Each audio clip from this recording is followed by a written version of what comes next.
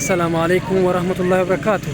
عيد مبارك عيد مبارك. هي የምትመለከቱት በማዕከላዊ ኢትዮጵያ ክልል በስልጤ ዞን አለም ገበያ ከተማ አስተዳደር የኢድ ሰላት ለመስገድ የተሰበሰበ ሙስሊም ጀማ ነው።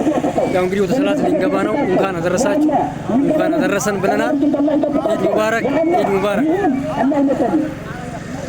እሺ እናዚ ካዱት ገራበሉ ማሻአላ በቃ ተንተናል ከማ እናዚ ካዱት እንዴት ተከተከለና ተከተከራረሙ ይላል ለማችን ወደ ሰላት ተከተከራረሙ።